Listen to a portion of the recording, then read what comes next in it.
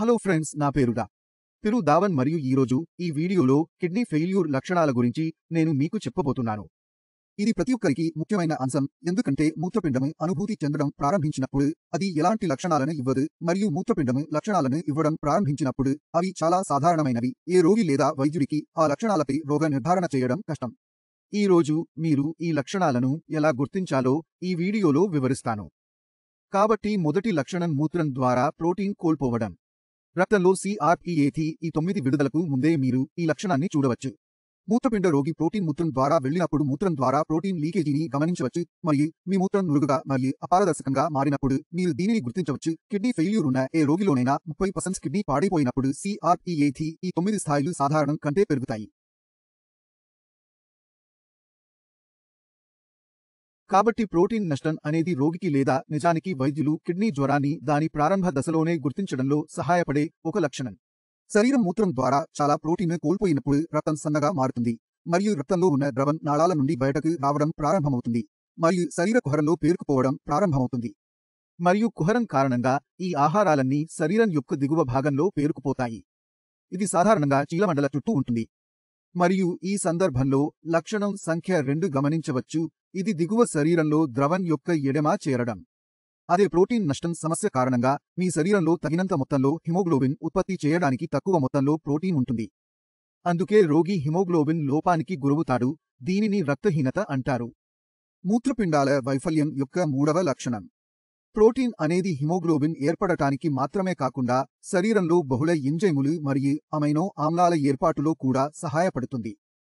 శరీరానికి తగినంత ప్రోటీన్ లేకపోతే అవసరమైన అమైనో యాసిడ్ ఎంజైమ్ల ఉత్పత్తి కూడా దెబ్బతింటుంది. మరియు శరీరంలో హిమోగ్లోబిన్, అమైనో ఆమ్లాలు మరియు ఎంజైమ్ల లోపం కారణంగా మీ శరీరం బలహీనత మరియు అలసట అనే లక్షణ సంఖ్య 4ని అనుభవించడం ప్రారంభిస్తుంది. లక్షణం సంఖ్య 5. CRPAT9 అనేది కండరాల జీవక్రియ యొక్క ఉప ఉత్పత్తి. మరియు కిడ్నీ ఫెయిల్యూర్ ఉన్న రోగిలో వచ్చే స్థాయి పెరగడం ప్రారంభించినప్పుడు CRPAT9 యొక్క పెరిగిన స్థాయి రోగిలో కండరాల అలసట మరియు తిమ్మిరిని కలిగిస్తుంది. కొన్నిసార్లు మూత్రపిండ వైఫల్యంతో బాధపడుతున్న రోగిలో CRPAT9 యొక్క ఈ పెరిగిన స్థాయి చర్మం దురద మరియు దద్దులు కూడా కలిగిస్తుంది. కాబట్టి అధిక CRPAT9 స్థాయి కారణంగా కిడ్నీ ఫెయిల్యూర్ రోగి ఎలాంటి లక్షణాలను ఎదుర్కోవచ్చో ఇప్పుడు మీకు తెలుసు. ఇప్పుడు యూరియాకు వెళ్దాం. కానీ అధిక యూరియా స్థాయిల వైపు వెళ్లే ముందు మన శరీరంలో యూరియా ఎక్కడ వస్తుందో అర్థం చేసుకోవడం కిడ్నీ ఫెయిల్యూర్ రోగులందరికీ చాలా ముఖ్యం. యూరియా కాలేయం ద్వారా స్రవిస్తుంది. ఆహార జీవక్రియ సమయంలో కాలేయం ఏదైనా జీర్ణం అయినప్పుడు మూత్రపిండం యూరియా స్థాయిని శరీరం నుండి ఈ అదనపు యూరియాను అధిగమించలేకపోతుంది, మరియు యూరియాను నత్రజని వ్యర్థాలుగా పెంచడం ప్రారంభిస్తుంది. ఇది మీ శరీరంలో అనేక సమస్యలను కలిగిస్తుంది. యూరియా కారణంగా కనిపించే అత్యంత సాధారణ లక్షణం శరీరంలో యూరియా స్థాయి పెరిగినప్పుడు ఆకలిని కోల్పోవడం. ఇది మెదడు పనితీరుకు ఆటంకం కలిగిస్తుంది. రోగులు ఆకలి లేకపోవడం, వాంతులు, వికారం మొదలైన వాటిని అనుభవించవచ్చు. యూరియా కూడా లోహ రుచిని కలిగిస్తుంది. రోగి నోటిలో ఇనుము వంటి లోహం ఉన్నట్లు అనిపించవచ్చు. రోగి శ్వాస కూడా దుర్వాసనగా మారుతుంది. కుళ్ళిన చేపల వాసన వస్తుంది. మరియు బలహీనత, కండరాల తిమ్మిరి, వికారం, వాంతులు వంటి అన్ని ఇతర లక్షణాలు చాలా సాధారణమైనవి. కాబట్టి రోగికి లేదా వైద్యుడికి లక్షణాల ఆధారంగా మూత్రపిండాల వైఫల్యాన్ని నిర్ధారించడం చాలా కష్టతరం చేస్తుంది. ఇప్పుడు కిడ్నీ ఫెయిల్యూర్తో బాధపడుతున్న రోగి క్రియేట్9 లేదా యూరియా స్థాయిని తగ్గించాలనుకుంటే కిడ్నీ పనితీరుపై పని చేయాల్సి ఉంటుంది, ఎందుకంటే శరీరం నుండి ఈ వ్యర్థ ప్రపంచాన్ని స్రవించే ఏకైక అవయవం మూత్రపిండాలు వాటి పనితీరును మెరుగుపరచడం ప్రారంభించిన తర్వాత శరీరంలో ఈ వ్యర్థాల స్థాయి తగ్గుతుంది. కాబట్టి క్రియేట్9 మరియు యూరియా స్థాయి తగ్గడం ప్రారంభమవుతుంది. ఈ వాసన వల్ల వచ్చే లక్షణాలు కూడా పోతాయి, మరియు రోగి యొక్క జీవితం మెరుగుపడుతుంది.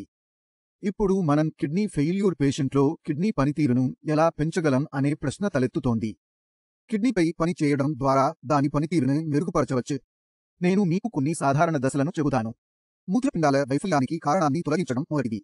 మూత్రపిండాల వైఫల్యంతో బాధపడుతున్న చాలా మంది రోగులలో ప్రధాన కారణం అధిక బీపీ లేదా అధిక చక్కెర స్థాయిలు. కిడ్నీ ఫెయిల్యూర్ పేషెంట్లో బీపీ లేదా షుగర్ స్థాయి ఎక్కువగా ఉంటే అది కిడ్నీకి మరింత నష్టం కలిగిస్తుంది, మరియు క్రియేట్9 మరియు యూరియా పెరుగుతూనే ఉంటుంది. కాబట్టి ముందుగా మనం కిడ్నీ ఫెయిల్యూర్కి మూల కారణాన్ని తొలగించాలి, మరియు అది అధిక రక్తపోటు లేదా చక్కెర. కిడ్నీ ఫెయిల్యూర్కు మూల కారణం నియంత్రణలోకి వచ్చిన తర్వాత కిడ్నీకి ఇకపై ఎలాంటి నష్టం జరగదని, క్రియేట్9 మరియు యూరియా స్థాయి స్థిరమైన రేంజ్లోనే ఉంటుందని చెప్పవచ్చు. రెండవ దశలో మేము మూత్రపిండాల పనితీరును మెరుగుపరచాలి, కానీ ఇప్పుడు ప్రశ్న తలెత్తుతుంది. కిడ్నీ తన పనితీరును మెరుగుపరిచే ఆ రకమైన సామర్థ్యాలను కలిగి ఉందా? అవుననే సమాధానం వస్తుంది. ఒక వ్యక్తి ఒక కిడ్నీని మరొక రోగికి దానం చేసిన వ్యక్తిని ఉదాహరణగా తీసుకుంటే, ఒకే కిడ్నీ ఉన్న తర్వాత కూడా ఆ రోగిలో CRPET9 మరియు యూరియా స్థాయి పెరగదు. ఒక కిడ్నీని కోల్పోయిన తర్వాత కూడా ఇలా ఎందుకు జరుగుతుంది అనే ప్రశ్నను మీరే అడగండి. శరీరం యొక్క వడపోత శక్తి 50% తగ్గిపోతుంది, కానీ అతని కిడ్నీ దాని వడపోత సామర్థ్యాలను పెంచుతుంది. అందుకే ఆ వ్యక్తిలో CRPET9 మరియు యూరియా స్థాయి పెరగదు. ఇప్పుడు మనం కిడ్నీ ఫెయిల్యూర్తో బాధపడుతున్న ప్రతి రోగిలో కిడ్నీ యొక్క ఈ సూపర్ పవర్ని ఉపయోగించాలి. ఇప్పుడు కిడ్నీ ఫెయిల్యూర్తో బాధపడుతున్న రోగిలో CRPET9 స్థాయి 4 mgdl అంటే కిడ్నీ దాదాపు 60% వడపోత పనితీరును కోల్పోయింది. అంటే కిడ్నీ ఇప్పుడు 40% సామర్థ్యంతో పని చేస్తోంది.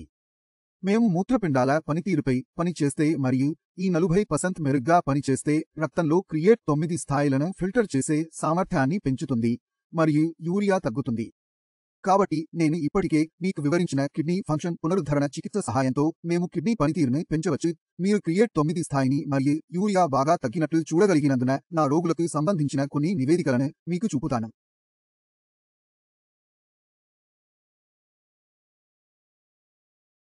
తక్కువ వ్యవధిలో మూత్రపిండాల పనితీరు పునరుద్ధరణ చికిత్స యొక్క శక్తి ఇది.